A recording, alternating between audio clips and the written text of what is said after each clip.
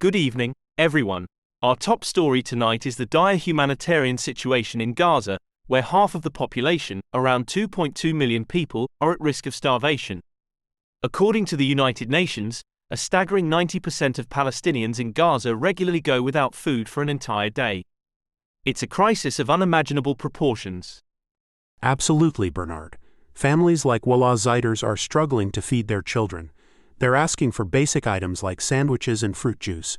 The best they can hope for now is a meager ration from the United Nations once a week. This is a daily battle for survival. And it's not just a lack of food, Bernard. The chief economist at the World Food Program describes the situation as one of the worst humanitarian disasters he's ever seen. Gaza meets the criteria of a famine, with 20% of the population facing extreme food shortages. Bernard, there's a blame game going on. Israel is saying they're not obstructing humanitarian aid, while Hamas is accused of seizing some of the aid for its own use. The situation is incredibly complex. Indeed, Bernard. This war, which began on October 7, has caused widespread devastation, with over 20,000 Palestinians killed, infrastructure destroyed, and a siege on Gaza that has cut off essential supplies like water, food, fuel, and medicine. Thank you all for those insights. The crisis in Gaza is truly heartbreaking. Let's delve further into this issue. Certainly, Bernard. The United Nations agency that aids Palestinians is on the ground, but even their aid trucks are being raided by desperate Gazans. Philippe Lazzarini, the head of the UN agency, witnessed firsthand how people are hungry, desperate, and terrified. And Bernard, Human Rights Watch is accusing Israel of collectively punishing Gaza civilians and using starvation as a method of warfare, which are both potential war crimes. The situation is sparking international outrage.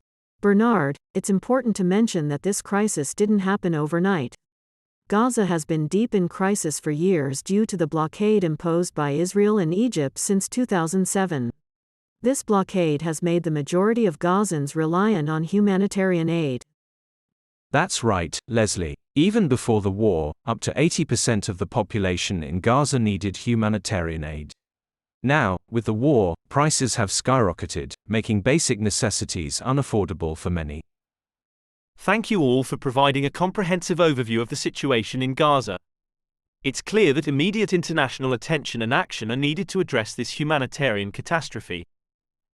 We hope you enjoyed our talkradio.ca broadcasts. We are a not-for-profit service, providing up-to-date news in an unbiased, journalistic fashion. Please subscribe and like to make sure we reach our audience. You might want to play an entire playlist, produced each day on our best content. These stories are ideal for long road trips or as a daily current events update during morning coffee. Enjoy!